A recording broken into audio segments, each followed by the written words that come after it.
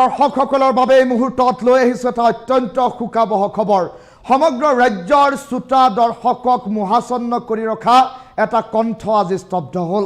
সেয়া হৈছে সুকণ্ঠী গায়িকা গায়ত্ৰী হাজৰিকা। হৰা পাতে পাতে ফাগুন নামে শীৰ্ষক এটা গীতেৰে শ্ৰোতা দৰ্শকৰ মাজত অতিকৈ সমাদৃত হৈ পৰা গায়ত্ৰী হাজৰিকাই সামৰিলে জীৱননাথ। এই ডাঙৰ খবৰটো টাইম-8ৰ দৰ্শকসকলক এই মুহূৰ্তত জনাইছোঁ। সুকণ্ঠী গায়িকা গায়ত্ৰী হাজৰিকাই দুখ দিলে শ্ৰোতাক। ৪৫ বছৰ বয়সত মহানগৰীৰ নেম কেয়াৰ হাস্পতালত শেষ নিশ্বাস ত্যাগ কৰি কণ্ঠশিল্পীগৰাকীয়ে সামৰিলে জীৱননাথ। ৪৫ বছৰ বয়সত গায়িকাগৰাকীয়ে মেলানি মাগিলে এই জীৱনৰ পৰা। কৰ্কট ৰোগত আক্ৰান্ত হৈ আছিল শিল্পীগৰাকী।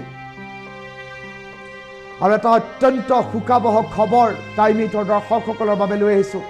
হৰা পাতে পাতে ফাগুন নামে শীৰ্ষক এটা গীতটোৱে এই গীতটোৱে যথেষ্ট চৰ্চা লাভ কৰিছিল, যথেষ্ট সমাদৰ লাভ কৰিছিল। আৰু মহানগৰীৰ নেম কেয়াৰত এতিয়া এইগৰাকী খ্যাতনামা সংগীত শিল্পীৰ জীৱননাথ সামৰণিৰ খবৰে এতিয়া স্বাভাৱিকতেই সমগ্ৰ ৰাজ্যবাসীক শোকাহত কৰি তোলাৰ খবৰ এই মুহূৰ্তত আহি পৰিছে। এটা ডাঙৰ খবৰ টাইম-8ৰ দৰ্শকসকলক এই মুহূৰ্তত জনাইছোঁ। সুকণ্ঠী গায়িকা গায়ত্ৰী হাজৰিকা আৰু নাই। সুকণ্ঠী গায়িকা গায়ত্ৰী হাজৰিকাই দুখ দিলে শ্ৰোতা দৰ্শকক। মহানগৰীৰ নেম কেয়াৰ হাস্পতালত চিকিৎসাধীন অৱস্থাতে মৃত্যুক সাৱটি ল'লে এইগৰাকী সুকণ্ঠী কোকিলকণ্ঠী গায়িকাই।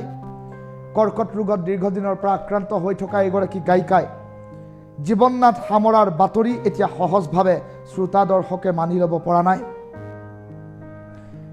হৰা পাতে পাতে ফাগুন নামে শীৰ্ষক, আবেলিৰ হেঙুলি আকাশে শীৰ্ষক, তুমি অহাৰ বাতৰি পালে শীৰ্ষক, এনেধৰণৰ কেতবোৰ জনপ্ৰিয় গীতত কণ্ঠ নিগৰাইছিল এইগৰাকী কোকিলকণ্ঠী গায়িকাই।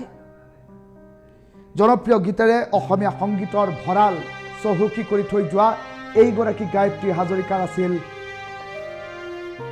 অনুৰাগীৰ হৃদয়ত এখন সুকীয়া স্থান। আৰু এইগৰাকী গায়ত্ৰী হাজৰিকাৰ মৃত্যু এতিয়া সমগ্ৰ অসমবাসী শ্ৰোতাৰ বাবে আজিৰ দিনটোত এটা শোকাবহ খবৰ। কণ্ঠশিল্পী গায়ত্ৰী হাজৰিকাৰ দেহাৱসানৰ খবৰে শ্ৰোতা দৰ্শকক এতিয়া এক প্ৰকাৰ ব্যথিত কৰি তুলিছে। দুৰাৰোগ্য কৰ্কট ৰোগত আক্ৰান্ত হৈ অকাল মৃত্যুক সাৱটি ল'লে ৪৫ বছৰ বয়সীয়া এইগৰাকী গায়ত্ৰী হাজৰিকাই।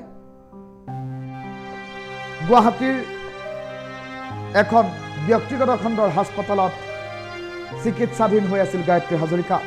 কম সংখ্যক অথচ এমুঠি ৰুচিশীল গীতেৰে সমগ্ৰ দৰ্শকৰ বুকু জোৰাই আহিছিল এইগৰাকী গায়ত্ৰী হাজৰিকাই। শ্ৰোতাৰ দৰ্শকৰ হৃদয় জিনিছিল গায়ত্ৰীয়ে। সুমধুৰ গীতবোৰ এতিয়া শ্ৰোতা দৰ্শকৰ বুকুত সদায় বাজি থাকিব। কিন্তু হৰা পাতে পাতে ফাগুন নামে শীৰ্ষক গীত গাবলৈ পুনৰ আৰু কেতিয়াও উভতি নাহে এইগৰাকী গায়ত্ৰী হাজৰিকা। এটা ডাঙৰ খবৰ এই মুহূৰ্তত টাইম-8ৰ দৰ্শকসকলক জনাইছোঁ, যি খবৰে সমগ্ৰ ৰাজ্যবাসীক আজিৰ দিনটোত চূড়ান্ত দুখ দিছে, চূড়ান্ত মনোকষ্ট দিছে এই খবৰে। কিয়নো সুকণ্ঠী গায়িকা গায়ত্ৰী হাজৰিকা আৰু নাই। মহানগৰীৰ নেম কেয়াৰ হাস্পতালত শেষ নিশ্বাস ত্যাগ কৰিছে শিল্পীগৰাকীয়ে। হৰা পাতে পাতে ফাগুন নামে শীৰ্ষক গীত গাবলৈ আৰু কেতিয়াও উভতি নাহে গায়ত্ৰী হাজৰিকা। সুকণ্ঠী গায়িকা গায়ত্ৰী হাজৰিকাই কেইবাটাও জনপ্ৰিয় গীতত কণ্ঠ নিগৰাইছিল। কম সংখ্যক অথচ এমুঠি ৰুচিশীল গীতেৰে দৰ্শকৰ বুকু জোৰাইছিল। শ্ৰোতা দৰ্শকৰ বুকুত এখন সুকীয়া আসন গঢ়িছিল এইগৰাকী গায়ত্ৰী হাজৰিকাই। আৰু ব্যতিক্ৰমী কণ্ঠৰ সুমধুৰ গীতবোৰ এতিয়া শ্ৰোতা দৰ্শকৰ বুকুত সজাই বাজি থাকিব। ফাগুন অহাৰ পৰত হৰা পাতে পাতে ফাগুন নামে গীত গাবলৈ এইগৰাকী গায়ত্ৰী হাজৰিকা আৰু কেতিয়াও উভতি নাহে।